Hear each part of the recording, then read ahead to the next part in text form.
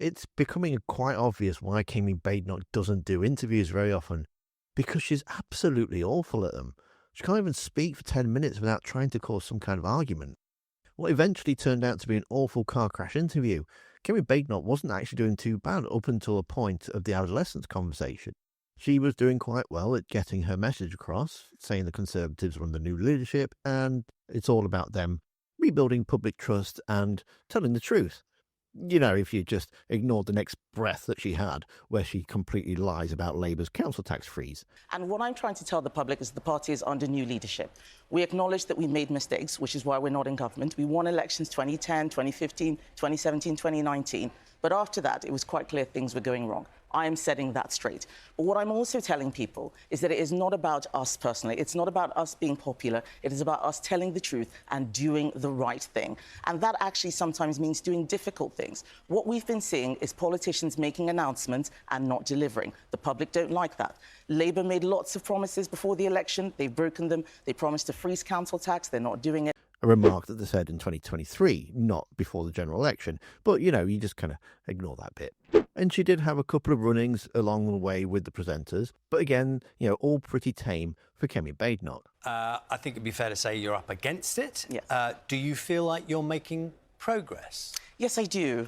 These elections are going to be very challenging. One translation of what you just said could be that back then the Conservative Party had a popular leader and it doesn't now. And the other one could be that you're preparing everyone for a fall. You're preparing everyone by using the words challenging. And that's the kind of language people use when they're saying brace, because this could be ugly. What I'm doing is telling the truth. Everyone knows that we had a historic defeat last year. We've never had so few MPs. I thought 1997 would be rock bottom. But at the end of the day, these elections are not an opinion poll. Do you feel you would ever be as popular as he was as leader of the Conservative Party? I never like to speculate about those sorts of things. Is it an ambition then? Because I think when we talk like that, it sounds like we're treating politics as if it's a reality TV show. Who's going to win? It's not Strictly Come Dancing. It's not I'm a Celebrity. Oh, no. But, maybe you've misunderstood me. I'm talking about the Conservative Party loving Boris Johnson when he was leader and being very enthusiastic about Boris Johnson. Do you think you will ever have that same level of popularity in the party? Forget the electorate for the moment, but in your party? Well, let's look at last year. Lots of people thought I would not win the leadership contest. I did. My job right now is not about my personal popularity, but being a leader of the opposition. But it's about encouraging faith within your party. That's what the job the public have given me is to be leader of the opposition. And what I'm showing people is that the public didn't give you. They gave the Conservative Party that job. The Conservative Party membership gave you that job, and that's what I'm asking about. The public gave the Conservative Party the job of opposition, and my job now is to hold the government to account. And if we look at what is happening, I've been going around the country visiting lots of counties, not just talking about local elections. Can you categorically rule out any deal, local or national, between the Conservative Party and Reform? So I have said categorically that I'm not doing deals with Reform. Nigel Farage has said that he wants to destroy the Conservative Party. When someone says they want to destroy you, you don't invite them into your house and ask to do a deal. Okay, but at local level... that's the big... Can I finish the first question? Well, in a way... So you asked me national or local? Yes, yes. So I'm going on to the second... going to the second bit. At local level, we end up with various coalitions. I've seen Conservatives go into coalition with Labour, with Liberal Democrats, with Independents. You don't get to have a rerun of an election at local level. So what I'm telling local leaders across the country is that they have to do what is right for the people in their area to give it away to Reform. I'm a little bit confused because you're saying they've got to stick to Conservative principles. You're the leader of the Conservative Party, and you just said that the principle is that you can't do deals with Reform. But you're saying further down the pecking order, Conservatives can do deals with Reform. So those principles you're talking about are flexible. No. I have said that I'm not doing a deal with Nigel Farage at national level. At local level, people need to run their councils, and local leaders need to decide what to do to run their councils. However, when it came to the conversation about adolescence, she completely loses her rag. They wanted to know if she'd seen the programme because it's a nationwide talking point. Yes, it is fictional, but it's got people talking and the public can relate to it a lot better and the message they're trying to get across. So it's here that Badenoch was trying to stick to the old regime. We go out and speak to people in real life. We don't need to watch TV shows. She even compares it to Casualty, which really didn't seem to go down too well. The presenters from BBC were trying to put across that this message isn't kind of working with people, whereas the TV show was resonating. And it was fair enough if she doesn't want to give up 4 hours of her life to watch the programme. The least that she could do was just watch a 10-minute summary of the show, so that when she's asked these kind of questions in interviews, she's got something that she can use as a talking point. For example, one of the most popular lines from the show is that we thought that he was safe, which is highly relatable to the older generation that didn't have internet in their bedrooms.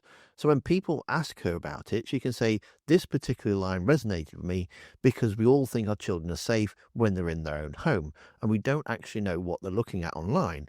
So we need to be looking at what children can access. Yet she's not interested in that. She wants to go out and speak to people, and she wants to get phones banned in schools.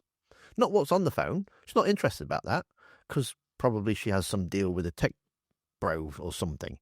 She wants to get them banned in schools, and that's what she thinks is right. And yet here are the presenters saying, look, that isn't going to work. That's not what's resonating with people.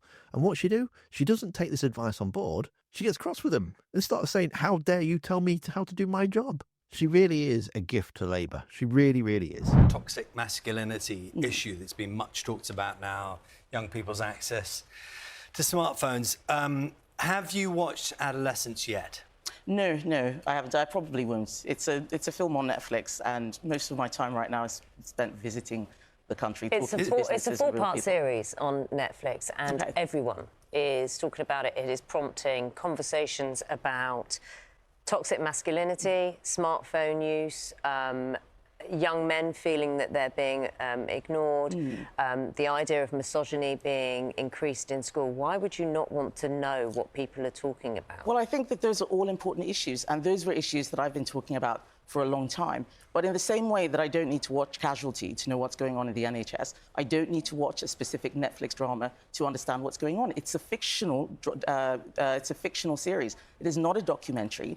What I've been talking about recently, for instance, is banning smartphones in schools. I've been going to schools all around the country. I was in Evesham. Say, a politician, any politician, leader of a party, the Prime Minister, going around talking in schools, this has made much more of an impact than any politician has in terms of what people are talking about right now. So it's really confusing that you don't want to know why, how this has made an impact, how parents are now saying we need to know more about smartphone use. I can read what people are saying about it. I look at research. This is something that I've been looking at for a long time. You wouldn't want to know straight from the horse's mouth. One of the things that I'm more bothered by is the fact that just yesterday we had Labour telling us that they're not going to be investigating the rape gang scandal. They talk about that because that is real. And yes, I'm glad that the Netflix drama is something that people are talking about, but it is not the only thing. There are many other things that are going on. Do you stand by the thing you just said a moment ago, that you're comparing Adolescence with Casualty? These TV programmes. Did you really mean to say that? I'm saying very clearly that my job is not to watch lots of TV. My job is to get out there and make sure that I'm talking about the issues that are happening in the country right now. And yes, of course, we should be talking about misogyny. The rape gang scandal is one of the most misogynistic incidents that has happened in our country. So me talking about that, me asking for a national inquiry is doing my job. But telling me that I should go home and watch Netflix is you trying to tell me how to do my job. But I don't think that's how to do my job. I can read about... At what point did I tell you... Well, you've just said that you were surprised that I haven't watched it. We don't have to watch a particular show to know what is going on in the country. I have met parents of children who've had those experiences. I have met children who've been victims. I think that that is enough for me to go out there, make policy, look at the research. Yeah, adolescence but I don't think the right thing is to be deciding who has watched which show and working out whether that means that you are informed. There are many ways for us to be informed. Adolescence has made more of an impact than any politician has on parents and when it comes to the issue of smartphones and misogyny, and yet you are saying despite that, you don't need to know about Well, it. no, I haven't said that I don't need to You know don't about need the to watch issue. it. I don't need to watch a specific show to know what is going on in this country. It's a fictional show. Let's talk about what's real. I'm going out there every day. I have constituents coming to me telling me what they're worried about. You had a mother of a woman who was killed. Let's talk about her. That's real life. That's real life. We're very pleased that you came join us on the sofa this Thank morning. you. Thank you. Come back again at some point. Thank you both. Have you Kemi seen this Badenoch, leader Netflix of the show, Conservative Party, Adolescence? thank you very much. And Thank do you you. think that she should have watched it, or Well, is everyone as you just know, blowing local this out of elections are proportion? taking place in a number She's of actually doing the areas right thing. across Let me know England down on in the Thursday, comments. the 1st of May. It was to only see- like a week ago that she did another car crash interview, which you can see in the video that's on screen now. So go watch that next. Thanks for watching. Don't forget to hit the like button, and I'll see you next time.